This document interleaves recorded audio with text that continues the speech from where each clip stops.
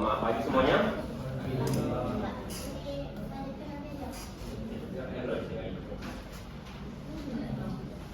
Oke, kita hari ini masuk ke mata kuliah kita adalah, jadi kita kemarin sudah mulai dari desain kita, ya, lalu masuk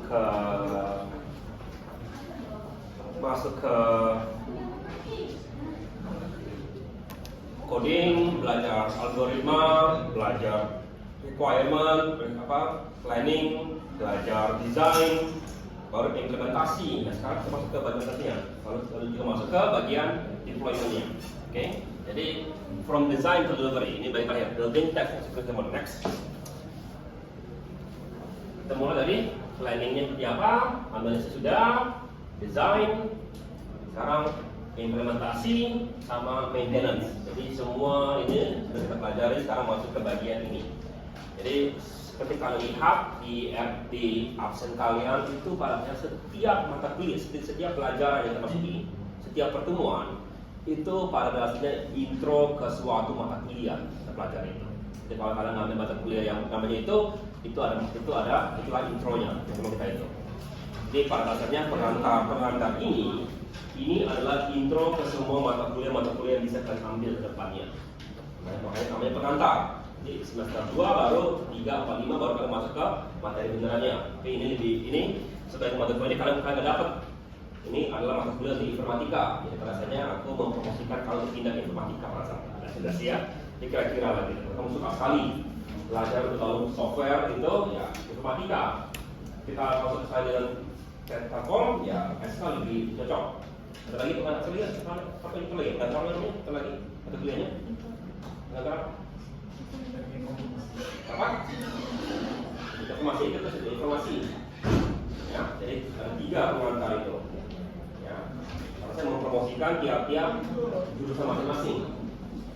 Oke. Dan juga memberikan dasar. Jadi walaupun kamu tinggal di SK gitu, kamu tahu yang informatika apa kerjaannya, dan SI apa kerjaannya. Ngerti kalau begitu. Jadi jangan hanya bilang aku tanya SK doang, kamu tahu SI apa, SK. Jadi kalau perlu sama tahu, aku nggak bisa ini. Aku butuh orang informatika untuk bantu aku butuh temanku yang ada di SI untuk bantu aku. Begitu. Ya, jadi bukannya kalau nggak bisa, cuma mungkin mereka lebih jago. Itu bantuan. Juga kalau mereka aku bisa gini, nanti tawarin bantuan kamu ke mereka. Ya. Next. Ya. Jadi what is implementation? Implementation is a process of building a system and making operational implementation. It is more than just coding. Ini salah.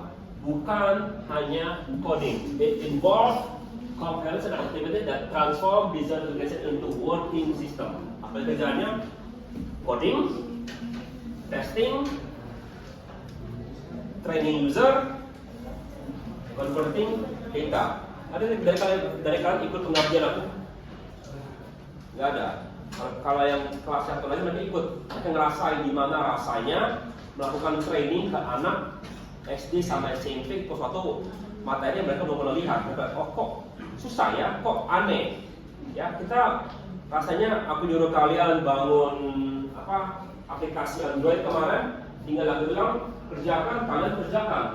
Ya, karena sibuk tapi bisa belajar sendiri, ngerti sendiri. Lama enggak? Mungkin nonton video 30 menit, lalu kamu bisa langsung kerjakan dalam setengah jam. Gitu ya, nggak lama. Kenapa? Level kalian itu berbeda. Sering sekali yang akan menggunakan software atau perangkat kita adalah orang-orang yang tidak memiliki skill dasar kalian. Kalian sudah memiliki skill sedikit gitu, bisa ngerti. Ya, banyak yang nggak bisa. Itu jadi masalah penting. Lalu converting data. Bagaimana kalau software kita yang lama, sekarang kita mau pindah kita ke baru? Maka kita juga perlu memindahkan data. Next. Developers role. Programmers and developers translate the physical design from interpreting into working code. They are the builders who bring blueprint to life. Itu adalah developers. Apa inputnya? Physical data kalian, UI UX, aku sudah nyuruh kalian bangun kemarin. Ya, sama business proses modeling. Semua kemarin kalian kerjakan? Ya, kalau tidak, walaupun kalian menggunakan AI, kalau tidak kalian sudah baca sedikit. Ya, aku nyuruh kalian tulis tangan. Kalau tidak, kalau kamu tulis tangan, kamu baca, kamu ngerti. Tapi kalau tidak, itu aku. Oke, next. Ya, perlu ada coding itu juga perlu standarisasi. Kalau aku bangun tembok gitu ya, ambil tembok 3 bangun 3 bangun 4 bangun gitu, jadi nggak tembok? Jadi. Bagus nggak? Menurut aku bagus. Menurut aku. Menurut kalian? Enggak, apa gunanya bangun tembok 3 ya? Lalu kamu kalau dilihat sama ini, kalau itu praktikum gitu, praktikum dari sipil, bagus nggak? Enggak, kenapa nggak bagus? Karena aku cara buat semen nggak sesuai, nggak standarisasi, ya. Cara aku masang batu bata nggak jelas, itu ada teori-teorinya, ya. Ada di teknik sipil teori ngaduk semen itu ada teorinya, ya. Iya. Jadi kalau ada praktikumnya, ada caranya, mesti kamu ikuti. Sama juga, tapi ini kita tidak diajarkan ini di informasi atau di sama tidak diajarkan dengan benar cara standarisasi. Kenapa? Karena standar coding itu beda-beda, ya.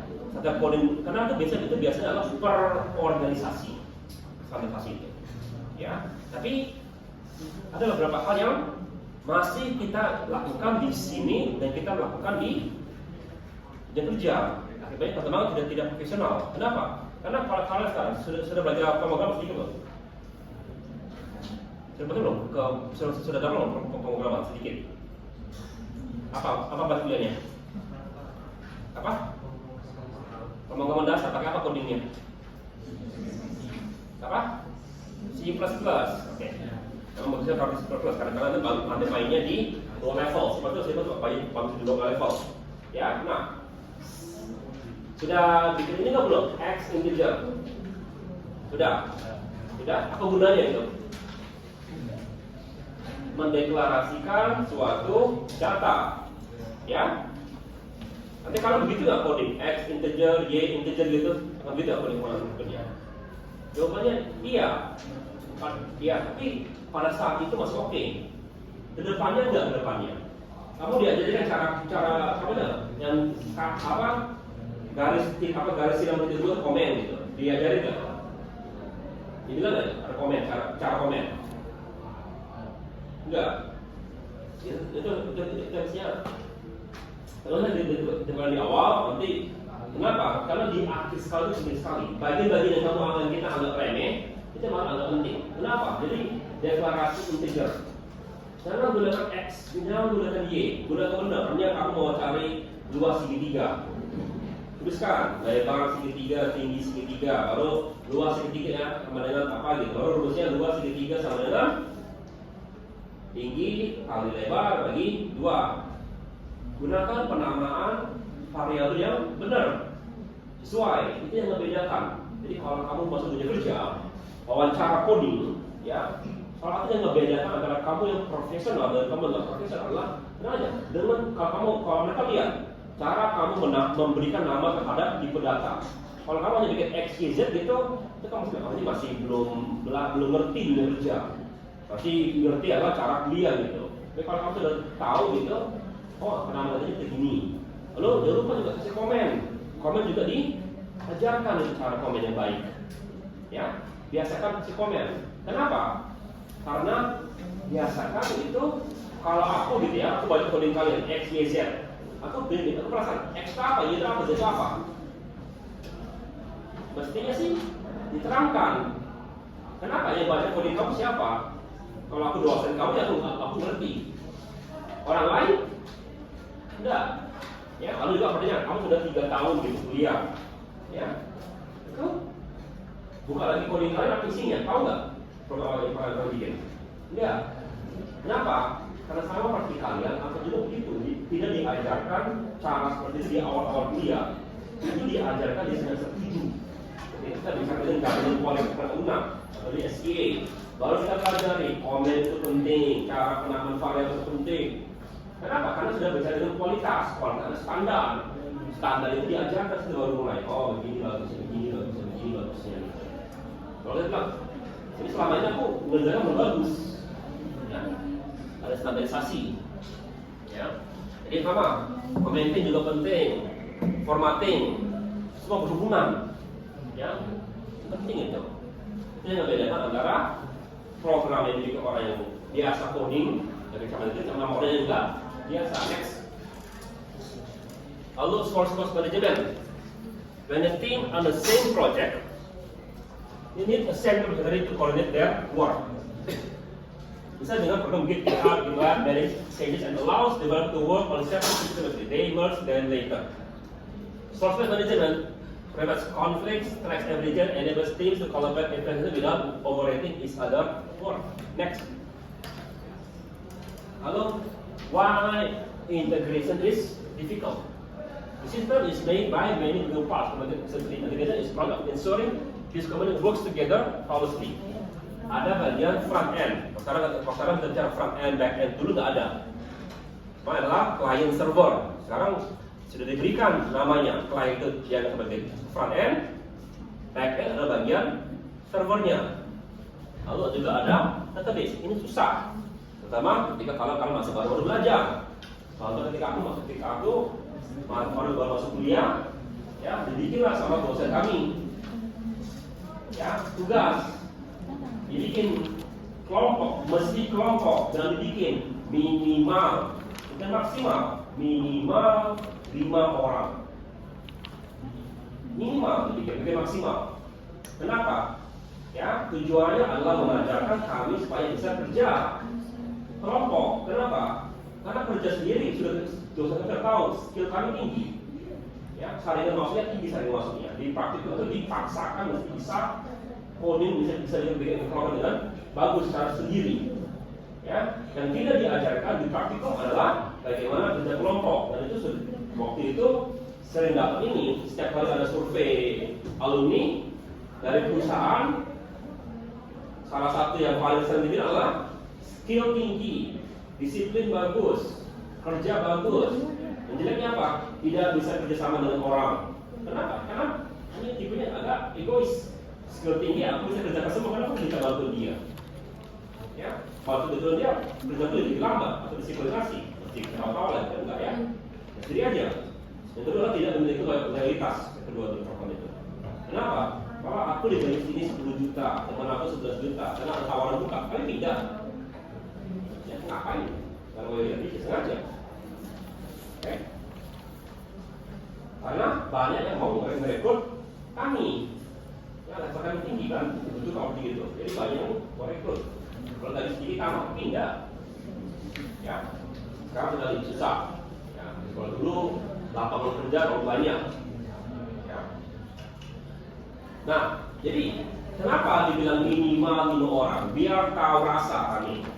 Ya, kami ngerasa pintar kan? Disuruh bikin program, mesti bisa ini. Apa kami? Lalu kami ngapain? Ketemu habis kelas. Ya, aku bilang, kamu kerjakan ini, kamu udah, kerjakan. Jadi pas sudah mau kumpul tugas besar, baru ketemu lagi. Jadi sama sekali tidak bicara, tidak koordinasi. Pokoknya tahu, siap. Paling-paling kalau nggak siap, kami tidak ada, oh dia apa yang salah, kurangin dari dia. Ya, aku bilang begitu lah, itu kerjaan dia kok. Dia yang jelek bukan kerjaan dia. Kalau begitu kami ngapain? Jadi interface besar gitu, ke ini tidak program ini, ke ini tidak program ini. Akibatnya, ya, karena kami begitu, kami bikin satu program yang isinya ada 5 database. Setiap orang bangun database. Aneh kan? Maksudnya satu program ada database atau 5 program ada database. Bukan satu program ada database, sebalikannya itu. Maksudnya 5 program ada database, bukan satu program ada database. Kenapa? Karena tiap kali bangun database sendiri, tidak ada koordinasi. Makanya bilang minimal 5. Kenapa? Setelah 5, tingkat kesulitan itu naik malah. Orang biasanya kalau tugas kelompok kan semakin banyak orang semakin mudah kan? Enggak. Kalau kamu di dunia komputer, kalau kamu di informatika, semakin banyak orang itu di level bawah itu sangat itu meningkat tingkat kesulitannya. Kenapa? Integration itu hard, it's very hard integrasi. Oke, ya. Kalau kamu nanti bisa di SKA gitu ya, dibilang gitu. Kalau project kamu terlambat, apa yang kamu kerjakan? Kalau kamu bilang tambah orang, salah itu. Ya, nambah orang itu membuat program kamu bisa lebih lambat lagi. Kenapa? Karena program lagi integrasi itu biasanya butuh waktu tambahan orang juga itu. Ya, bisa aja kan, tapi mesti dijelaskan apa yang kamu kerjakan. Ya, karena menambah orang di proyek selama tidak akan bikin perawatan kamu terlambat kalian. It's hard integration. Ya, sampai sekarang juga aku masih susah. Kenapa? Banyak komponennya masih digabungkan. Next. Lalu quality assurance and testing (SQA) is what it is. Focus on preventing defects, process improvement and the best. Testing focus on finding defects. Systematic assessment and system. Next. Jadi, what is a software bug? A software bug is a failure system that causes the integration from expected intended result. Bugs are most expensive to fix data that they are found development. Apa kategorinya? Finding bug sebelum user temu. Oke? Kalian tahu nggak dari mana istilah bug itu berasal? Kalian tahu apa itu bug? Bug adalah serangga. Serangga suka apa? Kalau malam-malam. Apa? Kalau kamu kerja malam-malam itu di mana serangga tuh? Banyak ada. Lampu. Ya. Debugging adalah membersihkan serangga. Kenapa namanya debugging? Dulu komputer kita pakai apa namanya komputer kita? Sebelum ada prosesor. Dengan satu. Apa? Menggunakan vakum tube. Vakum itu apa? Vakum tube itu adalah bola lampu. Jadi dulu komputer itu kalau saya debugging bug itu dalam bentuk literasi secara beneran penuh. Kalau komputer mesti dibersihkan dari serangganya itu, karena banyak yang masuk ke komputer bisa bola lampunya putus atau malah yang dari yang satu jadi 0 dari 1. Jadi debugging adalah benar-benar untuk awas. Itu adalah istilah dari arti sebenarnya, ya, membersihkan serangga. Ya, sekarang adalah melihat kenapa serangga membuat kita rusak. Ya, kalau sekarang dari kita lihat adalah coding kita yang ada masalah yang kita cari sebelum dia rusak. Jika pengen cari tahu bug itu sebelum user yang ketemu bugnya. Next. Ya. Nah, testing itu ada beberapa level. Dan pertama adalah unit testing. Sengaja kamu lihat apa kerjaan kalian A ke B gitu ya. Ya, sesuai nggak isinya? Mau bangun contoh kecil gini. Maksud isinya keluarannya sesuai nggak? Oke. Nah sekarang berikutnya adalah next integration testing. Nah sekarang andai kata kamu bangun coding ini, kamu bangun coding B, kamu bangun coding C untuk nyiapin program coding A, B sama C masih digabungkan. Itu adalah integration contohnya. Sekarang setelah kamu bangun itu setelah digabungkan jalan nggak ya? Sesuai nggak isinya? Berhasil nggak? Ya? Siapa yang kerjakan ini? QA. Apa yang dilakukan? How or more separate units work together and communicate. Lihat dari segi, bukan dari segi isi dari tiap-tiap bagian codingnya. Kita lihat coding ini sama coding B bisa nggak komunikasi dengan benar. Kalau benar sesuai nggak hasilnya? Ya.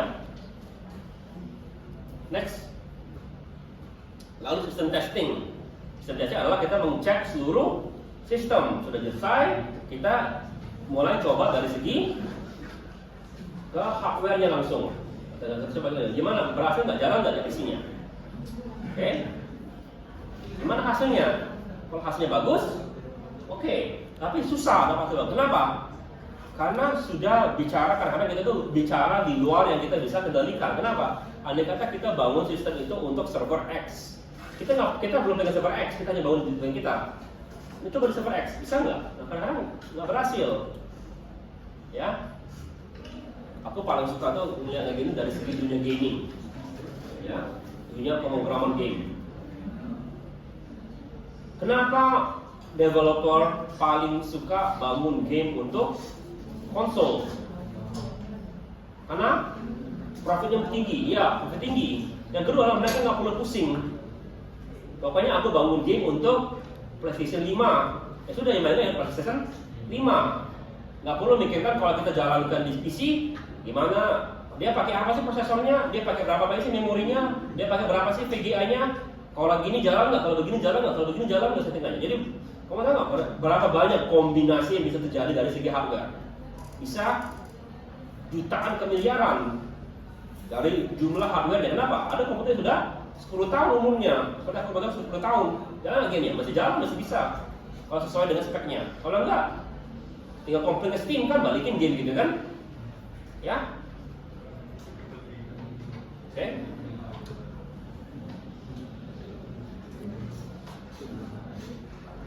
Kalian sekarang bayangkan suatu program, artinya kita misalnya Word sekarang. Word kamu jalan nggak di sini? Jalan. Jalan nggak di komputer itu? Jalan. Jalan nggak di komputer itu? Jalan. Tapi pas dicoba, ini dijalankan ke semua tipe laptop nggak? Enggak. Kenapa? Laptop yang pas dibikinnya belum tentu laptop sudah ada. Bayangkan kamu bangun sesuatu yang belum ada barangnya. Gimana caranya? Oke? Itu mesti disimulasikan kira-kira. Next. Yang terakhir adalah assembly testing, di mana sekarang kita kasihkan ke user. Nah, percayalah ya, user punya kemampuan merusak software kamu dan melakukan suatu skenario di luar pikiran kalian. Ya. Aku masih nggak ngerti dulu ketika HP ibuku yang lama, aku masih nggak ngerti bagaimana caranya di ibuku bisa masuk ke untuk yang bikin orang yang buta sistemnya. Yang bisa kalau kamu gerakin dia bunyi HP-nya itu. Pernah dengar gitu? Accessibility mode. Pernah dengar? Ya. Pernah masuk ke kalian? Pernah kamu itu? Nggak sengaja. Kalau pernah kamu masuk nggak sengaja. Pertanyaan, kamu tahu nggak apa itu accessibility mode? Sebenarnya kalian nggak tahu kan? Mau masuk ke situ aja nggak tahu caranya. Ibuku biasanya sekali sebulan masuk ke situ. Aku pasti nggak tahu gimana caranya dia bisa masuk ke situ. Tapi masuk tiap bulan. Ya? Dirancang begitu nggak HP kalian? Ya dirancang sebagai orang yang itu bisa masuk itu dengan mudah. Atau saya nggak ngerti gimana caranya dia bisa masuk dengan mudah. Ya? Nggak ngerti. Pokoknya masuk. Sebulan sekali masuk gitu dia. Lalu entah kenapa ada aja settingan HP ibu itu yang aneh-aneh keluarnya itu. Ya, nggak tahu. Lalu dia bilang, ini kenapa begini? Aku bilang, nggak tahu kenapa, tapi aku bisa balikin. Ya, aku nggak. Kalau bilang kenapa nggak bisa jawab. Kalau bilang sudah perbaiki ya bisa diperbaiki. Ya, tapi begitulah user yang menggunakan sistem kalian, program kalian. Percayalah pasti banyak yang kalau sudah jadi itu bisa digunakan untuk hal yang aneh, ya, yang tidak kalian inginkan terjadi. Tapi yang biasanya kita sini adalah melihat sesuai nggak yang kita janjikan, ya, dengan apa yang diinginkan oleh user. Nah kita kemarin sudah melihat kan ada komik gitu kan, user minta ini, kalian bikinnya begini, pas saya tes, ketemu, bentrok pasti itu. Klien bilang, kok begini kamu kasihkan? Kalian bilang kan kamu minta begini. Nah ini jadi masalah sekarang. Masalahnya, ini sudah di tahap paling akhir. Ya, next. Nanti kita bahas lagi. Ya. Nah, testing ada dua macam. Yang adalah black box testing. Secara sederhana, black box testing adalah mengcek apakah input yang dimasukin, yang kalau kita lihat outputnya. Jadi artinya kita masukin 1, kita ngarap 3 keluarnya. Kalau keluar 3 benar, kita masukin 2, kita berharap 4 keluarnya. Oke, benar. Kita masukin 3, berharapnya adalah 6. Tadi kan 2, 1 keluarnya 3, 2 keluarnya 5, benar 3 keluarnya 6 ya? Benar kan? Aku jadi bingung sendiri ya. Kita nggak ada 6. Kalau keluarnya 7 gimana kalau 7? Nah bingung, baru bingung kan? Apa yang salah? Nah itu cek dari segi black box testing. Hanya melihat inputan lalu outputan. Kita tidak melihat apa isi di dalamnya. Ya, untuk yang melihat isinya itu baru next adalah next. white box testing. Pada saat kita lihat dunia kaca. Aku kemarin nyuruh kalian bangun suatu flowchart, ya, pseudocode ya, bangun gambar gitu kan. Itu pada saat adalah dimana kita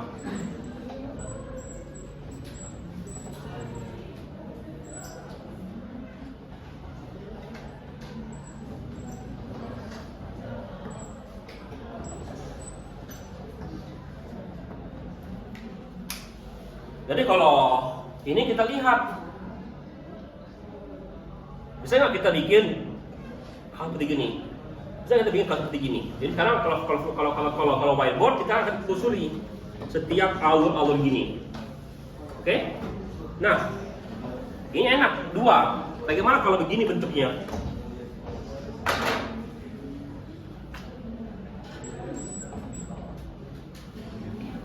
Sekarang kita masih tes kapan dia keluar dan juga kapan dia stuck di looping. Oleh kapan dia bisa keluar dari looping kalau begitu. Ya, itu berhubungan dengan white box. Next. Ya.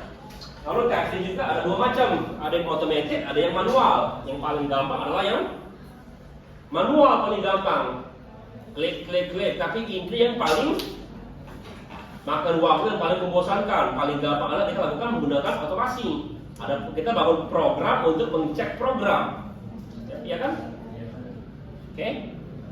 Ya, biasanya untuk yang repeatable. Ya, next. Ya. Lalu performance sama stress testing. Aku kemarin nyuruh kalian bikin requirement.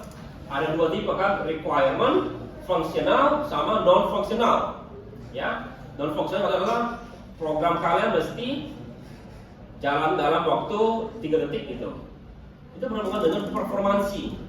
Dites sesuai nggak performansi kalian. Oke. Lalu sekarang ada juga namanya stress test. Program kalian itu kapan crash? Kalau pakai 1.000 orang gitu contohnya, crash gitu. Kalau itu gimana caranya? Ingat, lebih bagus kalian deny of service daripada program rusak.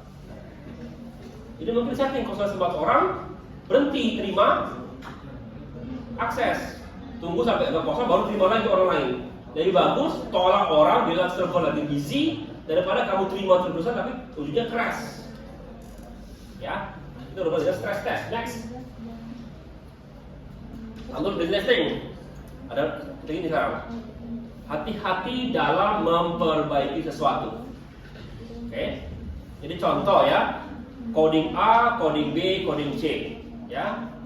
Nah sekarang aku perbaiki coding A. Awalnya coding A ini sudah bagus, kerja dengan B sama C, cuma ada sedikit masalah. B sama C aman. Tapi kenapa? Karena kita ubah sedikit di A, maka sekarang B sama C ada masalah. Ini dalam sebagai regression testing. Dimana karena kita memperbaiki satu masalah, muncul masalah-masalah yang lain. Karena memperbaiki sesuatu biasanya bisa menyebabkan area yang enggak ada sebenarnya. Kalau kita bangun pipa air gitu ya, sampel satu bocor, malah bocor tempat yang lain.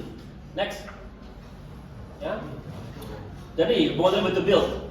Bagusnya kita menggunakan DevOps. Apa DevOps? DevOps adalah di mana developer sama yang menggunakannya juga orang yang sama, timnya sama. Next, ya. Next, mundur. Jadi mundur. Maju. Oke. DevOps adalah combine antara developer sama operating team. The goal is shorten the development life cycle and provide content delivery with high software quality. DevOps infinite loop represent the endless cycle. Plan, code, build, test, release, deploy, operate, monitor. Lalu plan lagi. Next. Ini dalam kita melakukan punya continuous integration. Developers code changes ya. Lalu ada model build, lalu ada test, lalu ya juga juga bisa early detection jika ada masalah. Next, ya. Juga ada continuous delivery. Setiap kali dia lewat dari continuous integration, dia akan keluar langsung bisa dikeluarkan program kalian. Nah, sekarang maksudnya apa? Ini. Kalian sekarang andai kata kamu sekarang banyak game-game yang tipenya live service, ya. Game-game seperti itu tipe gamenya apa ya? Itu awalnya ada early access, ya kan?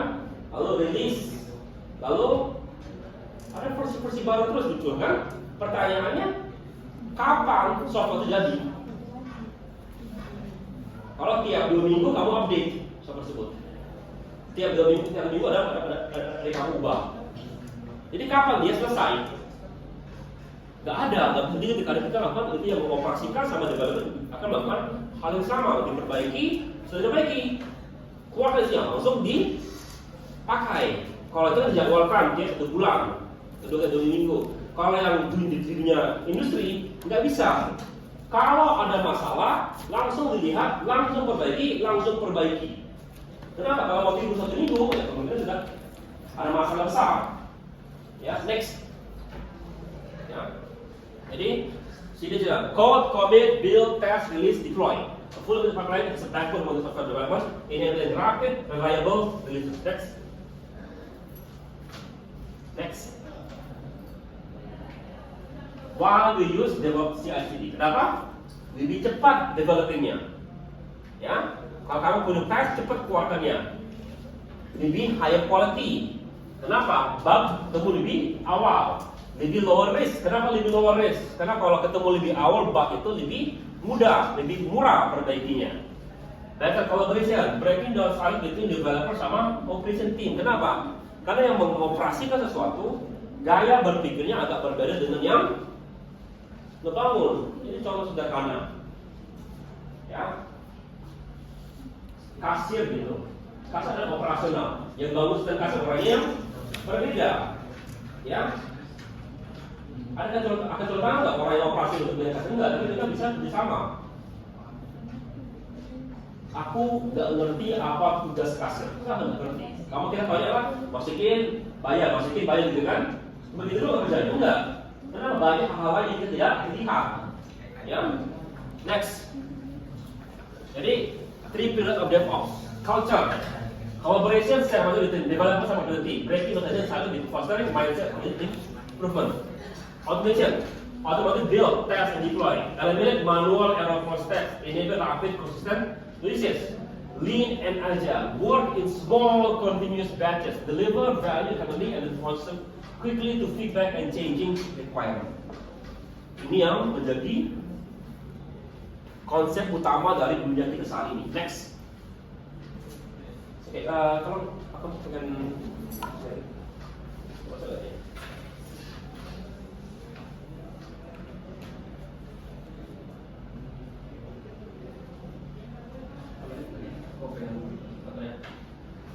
minta waktu bentar ya.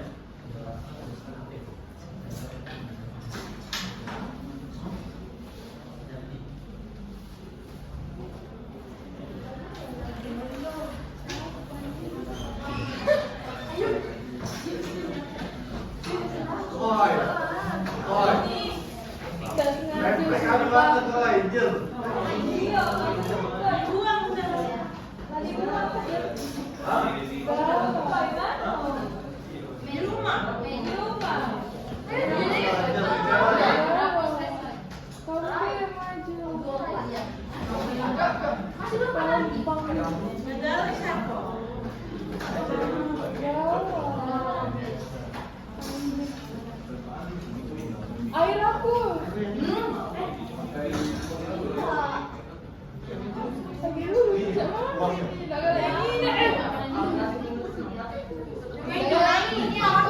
Moncet tupai.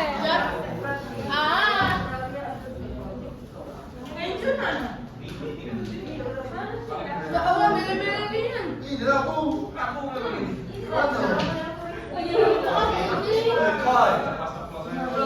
Dimakan anjir.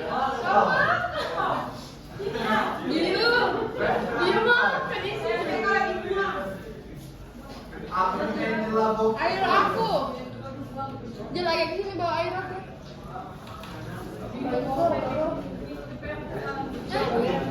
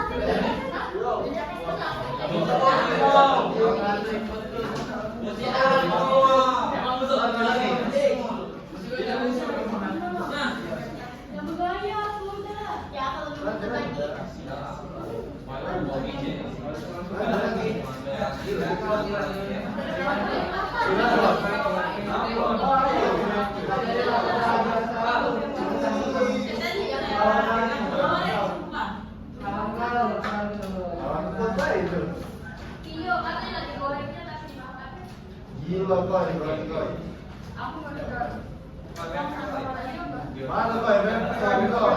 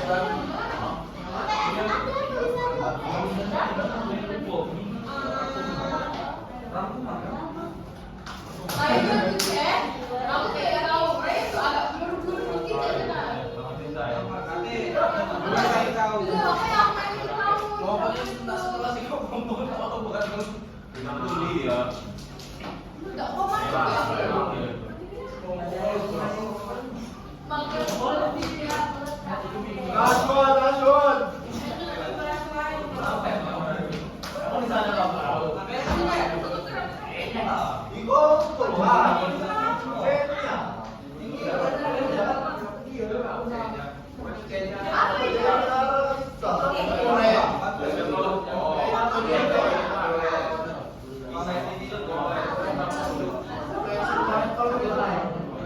Oi, Nani.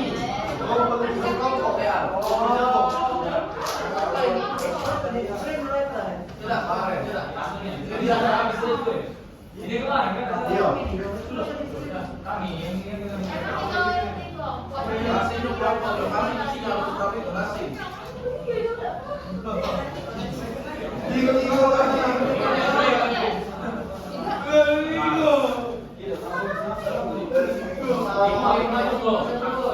Baru. Gimana caranya? Tergantung, itu banyak cara. Cara pas sederhana lah, ya tetap gunakan untuk bisa lama. Cuma kita bangun interface baru gitu. Pas sederhana. Ya. Tapi itu kadang-kadang bikin masalah. Kenapa? Database lama belum tentu. Kita sudah bangun hal yang baru, tapi mesinnya masih bisa lama kan nggak benar kan? Karena kita perlu ganti database-nya. Ganti database-nya nggak mudah. Ya, perlu banyak hal yang disiapkan. Ya, diambil, ditransform, di loading atau nama lain adalah ETL, extraction, transformation, loading. Ini juga kalian akan pelajari di data mining masalah ini. Next, ya. Lalu user training, bagaimana men-train user? One-on-one coaching, classroom training, atau online video. Nah, one-on-one lah, aku langsung ngajarin kamu per orang gitu. Tapi berapa banyak yang bisa aku ajarkan? Kalau aku cuma sendiri, ya maksimal cuma satu orang. Kalau aku punya 10 tim, maksimal 10 orang. Tapi kalau aku ngajarnya classroom training, gimana? Kalian bisa ngikuti nggak? Oke, klik A. Mana A tadi? Mana A tadi ya? Ini masalah. Lalu video tutorial. Kita bikin video, kita berharap yang lainnya bisa nonton dan mengerti apa yang kita jelaskan. Gimana caranya kalau gitu? Mungkin kita bikin tes akhir di akhirnya. Next. Nah, gimana caranya? Kalau kita mau pertama langsung adalah cut off. Matikan yang program A, jalankan program B. Apa kelebihannya? Murah, cepat, tidak ada kerjaan tambahan. Kalau kita pindahkan dia rusak, yang lama mati. Ya, tidak ada fallback option. Next. Yang kedua adalah paralel. Jalankan dua-dua secara bersamaan. Ya, lalu lama-lama yang lama dimatikan. Oke, tapi ya, low risk. Kalau ada yang gagal, tapi juga kalau dia akurasi, bisa terbanding antara program A dengan program B. Kalau A bilang keluarnya X, kita harap juga program yang baru, program keluarnya adalah X. Kalau enggak, tahuan ada masalah program yang lama. Tapi ekstensif, karena juga mesti jalankan dua-duanya. Ya, perlu 2 kali orang dan staff bisa akan kabut. Next, ya. Lalu 3 adalah phase out atau pilot. Deploy sistem model jadi kalau kita punya, kalau kamu lihat beberapa tempat ya, kalau kita mau jalankan satu program, saran, kita jalan dulu satu part, hanya di A doang jalan dulu. Ya, kenapa? Kalau dirusak di bagian A, bagian B sama C nggak ada masalah. Kita hanya produk ini bagian A. Ya, itu namanya phase out atau pilot. Jadi harus di satu bagian. Next, ya. Lalu securing the future. Next, sebagai principle CIA, confidentiality, integrity, availability. Kita mau hanya orang yang data kita aman, prinsip. Kita pengen data itu tepat, benar. Jangan ada yang salah data itu, namanya berhubungan dengan integrity.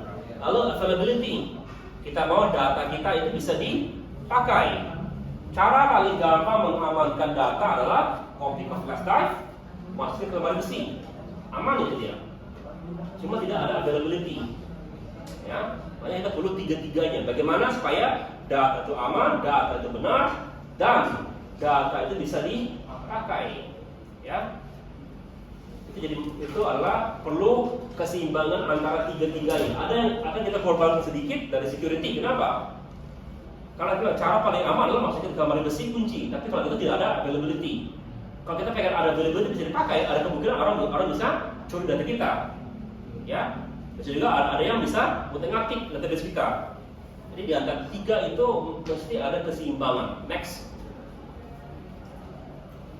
Apa aja contoh daripada threats kita? Pertama adalah user yang authorized, hacking, ya, social engineering. Ya, jadi kalau banyak orang yang punya kemampuan yang charming gitu bisa bicara dengan kalian baru ketemu gitu ya, gitu apa, lalu mulai dia, nenekku baru ulang tahun kemarin. Kapan nenek kamu ulang tahun? Karena dia sudah memberikan informasi ke kamu secara psikologi. Kita kalau sudah diberikan sesuatu akan mau memberikan sesuatu yang sama ke orang itu. Nah, kita akan mau menyampaikan, oh orang ternyata itu komunis sekian, makanya dia ulang tahun kamu. Kita cerita, itu sudah jadi sifat manusia, tidak bisa dipungkiri dan tidak bisa dihentikan itu sifat manusia. Dan itu akan dipakai oleh banyak hacker yang beneran ya. Sebagian besar mereka itu menggunakan social engineering daripada yang lain-lain. Sekarang lebih susah, masih bisa dikerjakan. Gimana protectionnya? Gunakan password yang besar, yang kuat, ya minimal 8 digit. Ya kenapa? Dibilang begini, kalau kamu punya 8 digit, huruf besar huruf kecil, angka sama itu minimal 8 jam untuk mendapatkan koderan minimal. Ya, bisa lebih lama lagi. Oke, kalau hanya karakter aja itu bisa jebol dalam jangka waktu sekitar menit. Kalau orang menunggu 8 jam, siapa lah mau jebol akun kalian gitu? Kamu punya berapa banyak uang untuk jebol akun kalian? Ya kan? Kegunanya, orang kalau melakukan sesuatu pengennya dapat keuntungan. Kalau tidak menguntungkan ngapain? Oke? Yang kedua adalah multi-factor authentication. Kalian dapat OTP di HP kalian. Oke? Makanya aku paling takut HP ku dicuri, bukan aku takut HP ku hilang. Ya, aku lebih takut SIM ku dicuri. Kenapa? Kalau orang punya SIM ku, dia bisa mengaktifkan seluruh akun-akun yang lain. Kenapa? Karena aku lupa password Shopee, dikirim lewat OTP kan? Ya, aku lupa password perbankan, masa OTP lagi. Jadi kalau begitu, apa gunanya password yang aku bikin kuat-kuat kalau orang bisa curi HP ku? Padahal kan ada multifaktor kan, jadi kalau orang tanya password nggak pakai HP kamu dia nggak bisa tahu, tapi kalau orang bisa curi HP kamu yang lainnya juga nggak berguna. Jadi sekarang gimana caranya supaya lebih aman? Kunci HP kamu, orang tinggal cabut SIM card ya kan? Gimana caranya kalau gitu supaya lebih aman? Apa? Saya tidak bisa. Yang lain? Cara yang lebih gampang adalah kunci SIM card-nya. Coba lihat HP kalian, coba lihat ada lock SIM atau kunci SIM. Coba HP kalian buka semua. Nah, coba dikunci SIM card kalian. Tapi yang lebih penting, ya, yang kamu kunci itu bukan HP kalian. Kenapa? Kamu kan HP kalian nggak punya uang. Yang punya uang adalah orang tua kalian. Bagusnya adalah kamu setelah pulang kunci SIM card orang tua kalian. Kalau HP mereka hilang, mereka kan nggak ngerti kan? Mereka lebih takut adalah HP ku hilang. Oh, gimana lapor polisi dapat HP-nya? Mereka tidak takut, tidak langsung melaporkan ke Telkomsel atau Indonesia. Mestinya langkah yang pertama sekali adalah laporkan dulu ke provider Indosat atau Telkomsel, suruh kunci SIM card itu langsung. Ya, kenapa? Ya karena kan bisa dipakai SIM card itu. Oke? Itu yang tidak dimengerti oleh banyak orang tua. Karena aku setelah terima OTP, aku langsung berpikir, ini adalah lubang security sangat-sangat besar. Bagaimana caranya untuk mengecilkannya? Kunci SIM card-nya.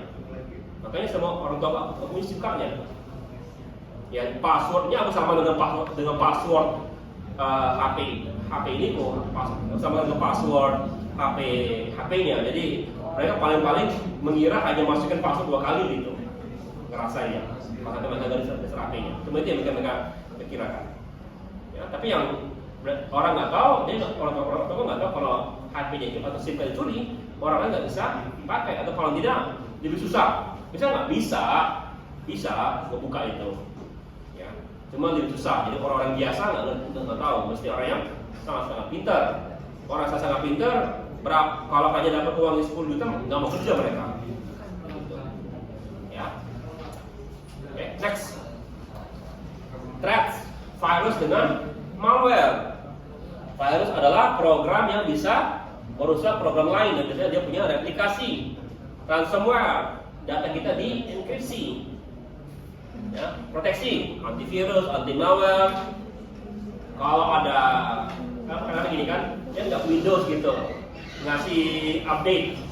Kan langsung bilang, aduh Windows ngasih update, mesti nge-restart, update gitu kan. Tahu nggak itu penting padahal itu? Kenapa? Mereka nggak ada itu karena tahu ada sesuatu yang bermasalah dari sisi security. Biasanya kalau kamu lihat, ada ini ya, ada patch di bawah itu. Apa sih yang diupdate? Yang biasa diupdate itu hanya security patch, bukan nama fitur. Artinya sudah tahu ada lubang, mereka perbaiki. Kita kalau lambat-lambat patch, lubang sekarang sudah tahu, sudah di patch. Banyak orang yang tahu sekarang bahwa ada lubang. Banyak orang yang akan mencoba. Sistem itu sudah di patch belum? Kalau belum di patch, mereka bisa masuk jalur itu. Ya.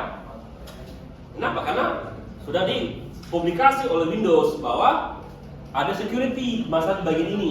Sekarang kami tampil. Ya.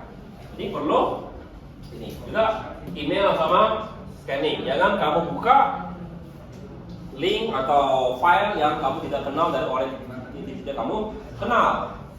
Ya, tapi sekali lagi, bisa nggak sih aku bikin HP ku, email yang aku kirim seperti dari Pak Rektor?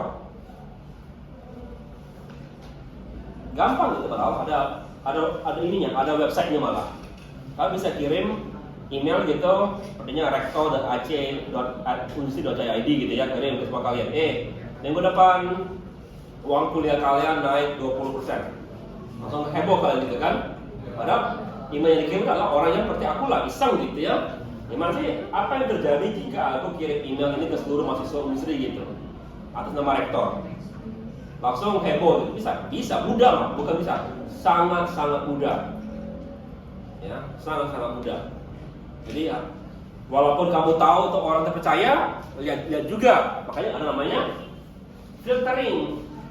Sebagian besar dari Google akan langsung tahu bahwa walaupun kau pakai nama rektor, itu bukan rektor. Kirim gitu. Ini spam atau apa? Ini ya, kelihatan gitu. Ya. Oke. Lalu user education, mengajarkan ke user bahwa ada masalah. Perhatikan hal yang jarang terjadi. Biasakan pinter. Ya. Biasakan kalau kamu jawab telepon, jangan dengan dia atau halo, menggunakan kata yang agak aneh, apa gitu. Walaupun itu agak kasar. Jadi kalau bukan nomor yang kamu kenal ya, jawab dengan kata apa. Jangan halo dengan dia. Nah, bisa dicuri voice kalian itu.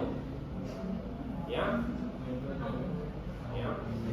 Dia agak kasar, ini agak kasar, tapi nggak apa-apa. Supaya ini kamu tidak dicuri.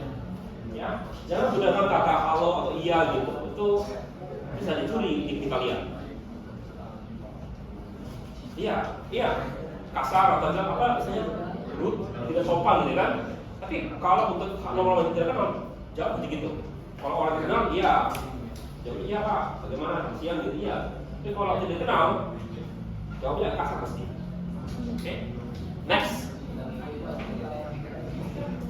Nah, sekarang berapa hal yang disampaikan? System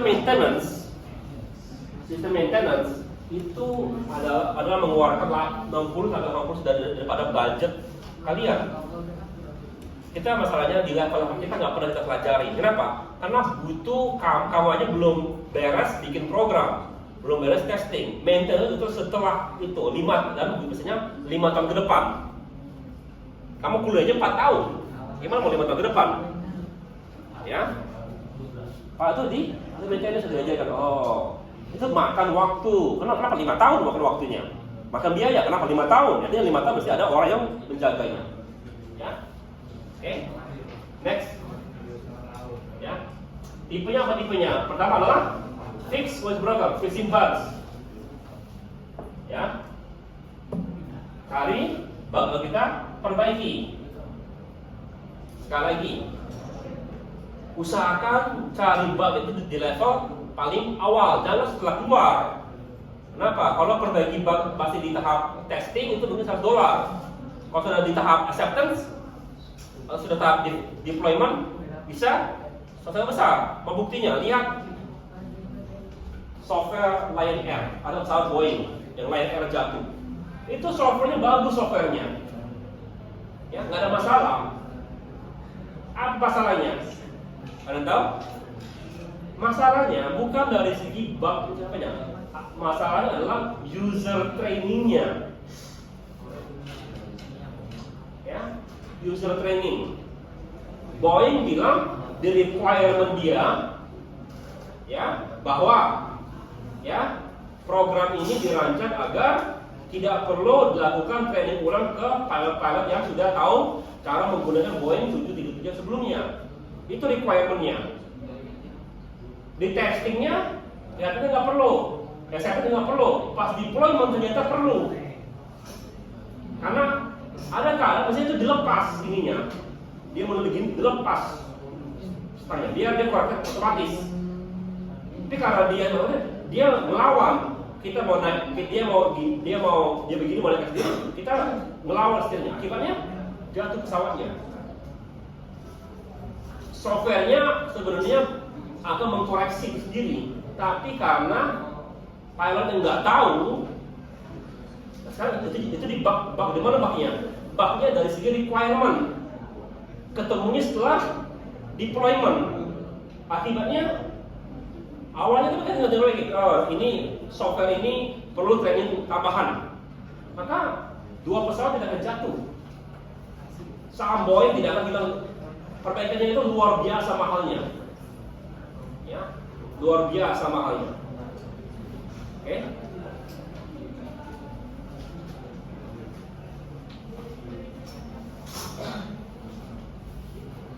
Next. Ya. Lalu maintenance adaptif untuk bikin software kamu tetap agile. Sebentar lagi kita sudah mau masuk ke tahun baru.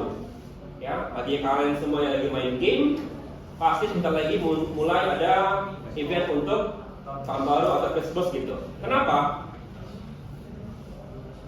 Adaptif kan? Perlu nggak gitu? Kenapa di bulan November nggak? November kemarin ada November? Nggak ada ya? Ya? Adaptif, tambahan gitu. Kalau jadi perlu ditambahkan, mengikuti perkembangan gitu. Ya, atau kalau Word gitu, Word perlu tambah tidak diupdate. Ya, jadi tipenya adalah adaptif. Oke.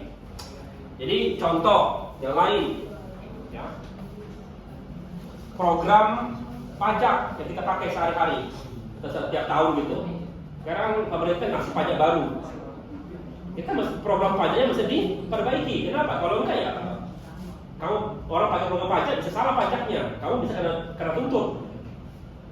Yang salah program ini yang bikin ini kok orangnya, bisa gitu. Oke, next.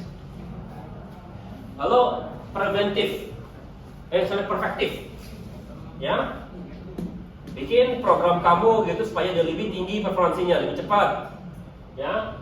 Bikin supaya lebih menarik, ya. Atau tambahkan feature yang bikin orang lebih pengen pakai, ya. Bikin dia perfektif. Next, ya. Lalu juga preventif. Ya, kita tahu ada masalah, kita tahu akan ada masalah, tapi belum jadi masalah. Ya kita perbaiki dulu sebelum jadi masalah. Kenapa? Ingat, kalau sudah jadi masalah, perbaikinya jauh lebih mahal daripada sebelum jadi masalah. Ingat apa? Security patch, kode lamanya di refactor, database kamu dibagusin, atau dokumentasi kamu berantakan, perbaiki. Next. Ya. Jadi yang kita pelajari adalah implementasi, testing. Ya, testing ada 4 level, unit, ya, sampai ke acceptance. Ada 2 cara decoding, white box sama black box. Black box itu yang hanya melihat input sama output. White box kita lihat, kita telusuri. Ya, kalian tahu nggak? Kalian punya jadian nggak untuk ini, untuk SK?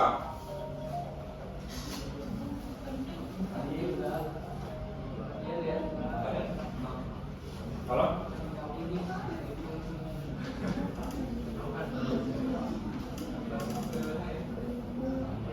Nah, harus kayak belum?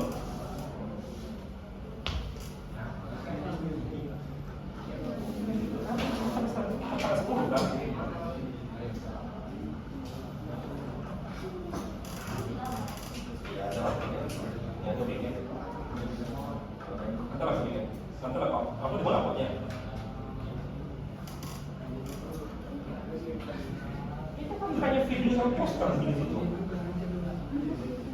Oke, ramai aja lah, ya aja lah. Ya.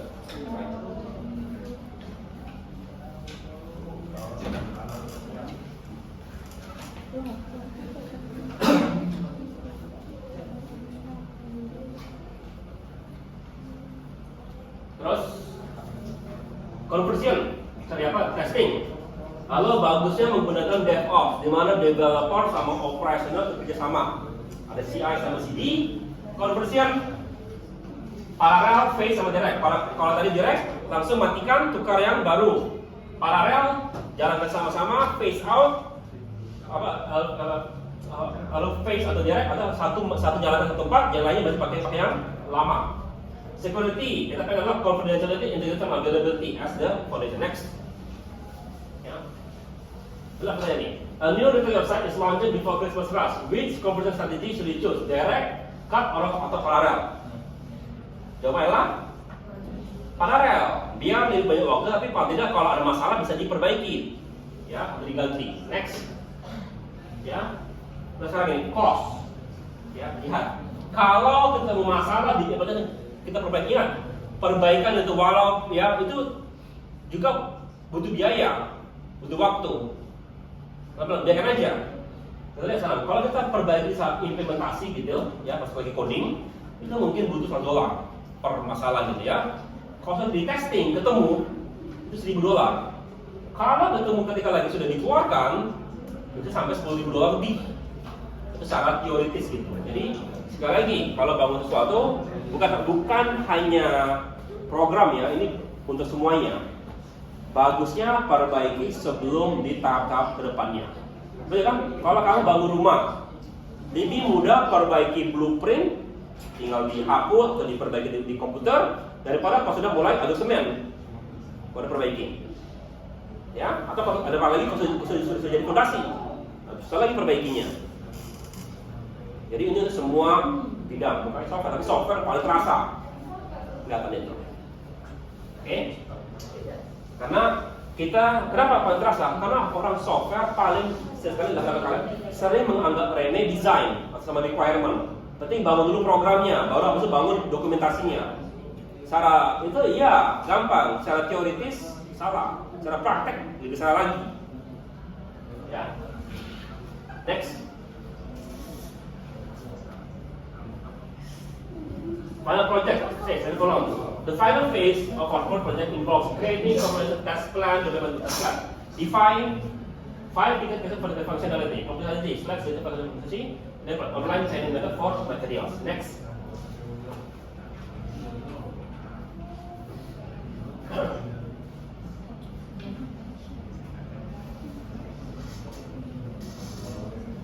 Kita sekarang sudah habis materi kita, ya. Mestinya kita tuh belajar dari otomatis ke sistem operasi, operational decision, sama future IoT. Ini kita akan pelajari kelas ketiga, tunggu nanti. Aku nggak dengan siapa dosennya. Sistem operasi ada.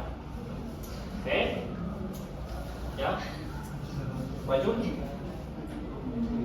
Habis ya. Oke, testing piramid paling awal unit integration system acceptance testing. Ya, jadi ini adalah quality speed. The more unit testing, semakin mudah the bottom, fewer UAT di atas. Ya, next. Apa challenge untuk dunia nyata? The biggest challenges wasn't technology. It was getting users to change their habit and embrace new system. Sering sekali, ya, aku rasa kedepannya kita mungkin kedepannya nggak lagi bawa HP. Semuanya mungkin pakai kacamata doang udah. Sudah ada teknologi, sudah ada. Sudah dari tahun 2000 sudah ada. Tapi sampai sekarang belum ada yang pakai. Kenapa? Mau mengubah habit orang pakai HP ke yang pakai kacamata sudah susah. Karena yang kedua juga teknologinya belum matang. Oke? Yang kedua, we thought we had everything, but production data revealed edge cases we never imagined. Yang dilakukan ternyata ketika production ada beberapa masalah yang kita ketahui, tidak bisa bayangkan. Kita yang tidak bisa bayangkan. Ya. Our file operation profiles very safe us. The new system had a critical flaw that would have certain business. Jadi kadang-kadang, ya, hari kita lagi berduka karena Indonesia di daerah Sumatera Utara, Aceh ada bencana besar. Ya, mereka banyak habis, rugi besar. Oke, pertanyaannya adalah mereka punya asuransi nggak? Kalau sepertinya rumah mereka diasuransikan, paling tidak asuransi akan menutupi sebagian besar dari kerugian itu. Pertanyaannya, kenapa tidak beli asuransi? Kamu punya asuransi nggak? BPJS punya? Bayar berapa per bulan? Nama orang tuanya bayar gitu ya. Tapi ya, bayar kan, cuma 30.000 per bulan gitu. Bayar 30.000 gitu. Padahal itu kalau beli pasti bisa beli McD gitu kalau ya. Tapi kamu dipakai. Kalau sakit, kalau nggak sakit, uangnya terbuang gitu aja kan? Kamu juga kenapa orang nggak beli asuransi di rumah? Karena nggak nyangka bakal kena bencana besar itu, ya. Bukan aku dan sekarang semuanya beli asuransi gitu, cuma saya kata kenapa beli asuransi? Di depan adalah kalian yang itu adalah peace of mind. Kita nggak perlu khawatir gitu. Kalau ada masalah ya udah, terserahlah. Nanti ada asuransi kayak ganti, betul kita ganti gitu, ya. Tapi sama juga. Kita baru tahu pentingnya suatu backup kalau ada masalah. Kalau nggak ada masalah, kita ngerasa backup itu percuma. Ya. These are real experience from IT personnel. Highlights that implemented success depends on people, process, through testing, not just technical excellence. Jadi bukan karena jago, itu butuh yang lain-lainnya. Next. Ya. Jadi sekali lagi, prevention segini harus perbaikinya, testing segini, production bug segini. Kalau security breach, kalau sampai dijebol, maka sampai segini begininya. Next, ya. Sekali lagi, plan, code, build, test, deploy, monitor. Ini adalah bagian daripada develop ops action. Next, next. Oke, sekarang kalian di mata kuliah terakhir kita, ya. You now have knowledge to transform design system. Remember that successful implementation requires skill. Ya kalian belum punya aslinya. Tapi yang kalian bisa punya adalah apa ini? Careful planning, ya.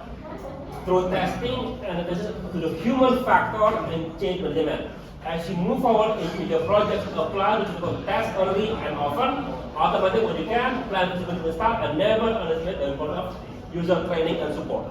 Jangan kamu abaikan. Ingat, Boeing kehilangan 2 pesawat gara-gara hanya user training. User training yang bikin jatuh soal itu, bukan programnya benar programnya. Ya. Tapi karena tidak di training, orang tidak tahu bahwa saja dilepas. Ada ini ya. The quality of the system determines the success of your system. Invest time to do it right. Next. Habis. Ya. Mundur. Lagi. Oke. Tugas kalian. Define 5 test case covering critical functionality. Jadi kalian kan kemarin sudah bikin functional requirement kan? Sekarang tuliskan bagaimana caranya sih ini di testing. Benar-benar mesti bisa login. Bagaimana cara login? Bagaimana cara kita tes itu login itu benar? Oke? Lalu jelaskan bagaimana program itu kalau mau diimplementasikan. Apakah langsung masukin? Apakah kalau ada program lama diparalelkan atau dimasukin secara pelan-pelan satu bagian lain gitu testing. Ya, lalu jelaskan bagaimana caranya kamu mau training. Itu apakah one to one karena orangnya dikit, apakah mau kumpulkan satu tempat, mau bicara ceramah, atau cukup bikin video tutorial untuk pakai itu. Ya, bikin bikin sekitar bikin dokumentasi sekitar 500 kata maksimal ya, dan daripada itu. Oke? Ada pertanyaan?